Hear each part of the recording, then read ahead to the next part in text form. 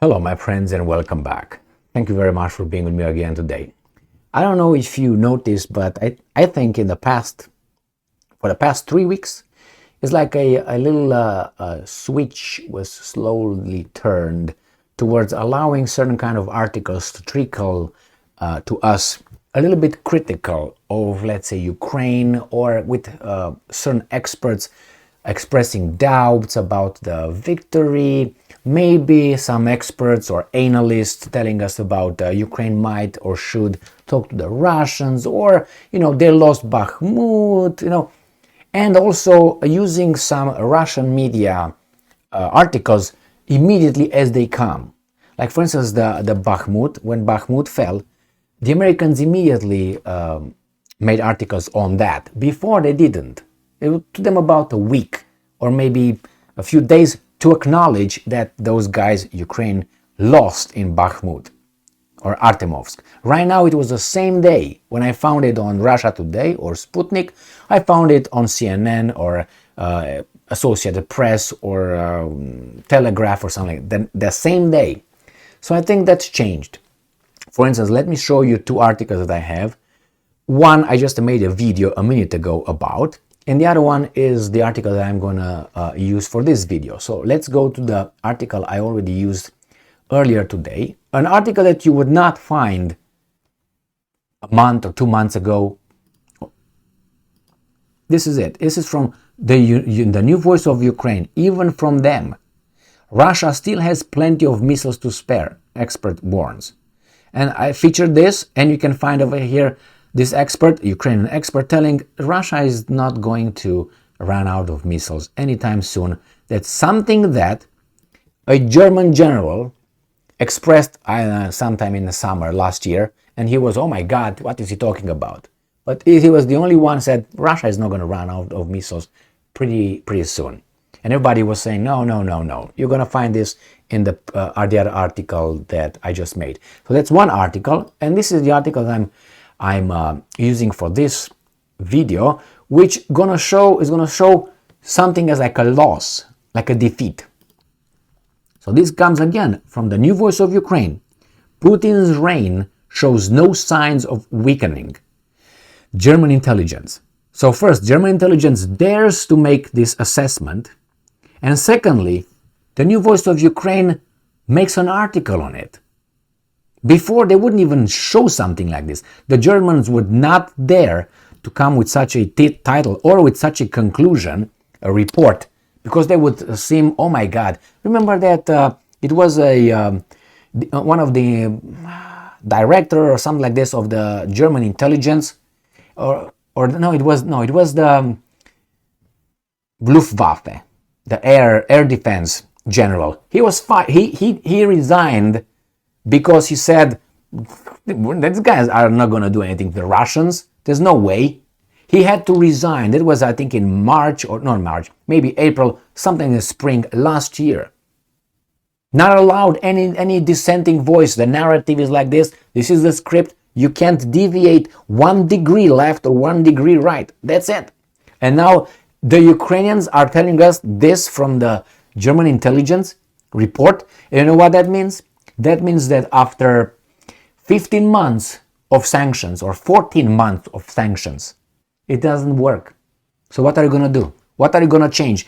But in the meantime, so you got 14 months, let's say 14, 15 months of war, and you increased your sanctions 11 times.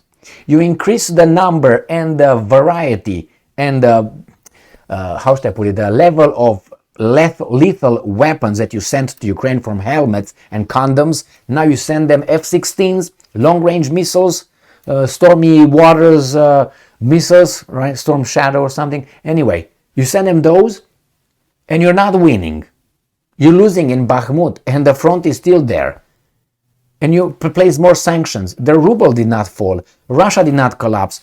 Putin was not hanged by his own people. Nothing changed in Kremlin. What are we going to do? How far will these guys drag us? How far? I think how far we're going to be allowing them. So let's see what this article has to say. So this article comes from today, from yesterday, May 23rd, 2023. And I'm quoting, "We see no cracks in the Putin system," he said. "Public criticism of military commanders is typical for Russia and poses no threat to the Kremlin's regime," he said. Oh, there's more freedom of speech over there than in America? Go outside and say that Austin Powers is an idiot, or the other one, Milley, is a tard. You're going to lose your job? Possibly. And I'm quoting, "Despite isolated criticism, for example, as far as ammunition deliveries are concerned, there are no signs that the system is shaking or imploding," end quote, he said, adding that it couldn't be ruled out either. Kahl believes that, and I'm quoting, "Russia is still capable of waging a long-range war, as it has rather large mobilization potential." Yeah, about 30 million, by the way. Just make a calculation based on the 145 million population, okay? "There are also no significant shortages of weapons and ammunition." What is this? No, that's not.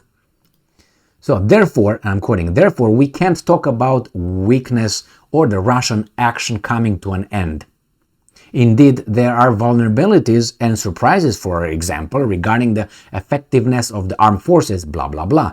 But unless the West is very organized in supporting Ukraine and resisting Putin's strategy of relying on the long term, and masses may succeed," Carr concluded. What do you mean? Effectiveness. They send them everything outside of nuclear weapons and personnel under the direct command of a certain country. Because those volunteers, don't fool yourselves, okay? Oh, a lot of thousand volunteers just show up. And there's thousands, tens of thousands training outside of Ukrainian borders in the West. And those are just Ukrainian troops training. You gotta be kidding me. Anyway, I suspect they speak different languages when they come back to Ukraine. They will be like speaking German, French, English, and Polish, and other languages.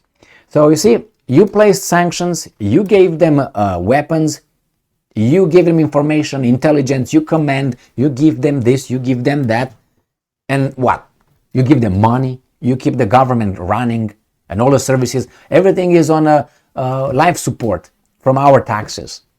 Remember, the United States gave the Ukrainian government $250 million, and now they give them $270 million on the second tranche just to keep the government working. That means teachers, that means politicians, that means bureaucrats, so the country doesn't collapse. From my money. Do I get anything? Not even a blow anyway, you know what I mean? So here, and they keep doing it. As I said, nothing collapsed over there. In the field, you're not winning, but you received more weapons, bigger variety, more involvement, more money, training and all that, more sanctions on Russia, and you're still not doing shit. Imagine these guys did not, let's say they did not place but just one set of sanctions, the first one, and sent only, let's say, howitzers or juveniles. That's it. Really? Done. And the Russians, in the meantime, they still sell their oil, they still sell their gases, you know, they still do everything with the Chinese, with the Indians. They got markets because that's a big world out there. And these guys think that they are the most important. When I say we're going to give them some sanctions, they thought they are so important that Russia and the rest of the world needs them. They don't need them. If tomorrow, and I don't want that scene, the West, these 40 countries, do not exist, do you think that the rest of the world is just going to implode and get into barbarism? That's a narcissistic worldview. Without me, you're going to die. That's why I leave you. Beg me to come back. Fuck you. Go. You know what I mean? The same here. We're going to impose sanctions on you, and then you're going to see. Nothing. That means you're not that important. You got that, but they don't get it yet. They don't want to get it. As Lavrov said about 4 years ago in one of his interviews, he said the West could not accept the fact that their hegemony is up, is done. They can't come to terms to that reality yet.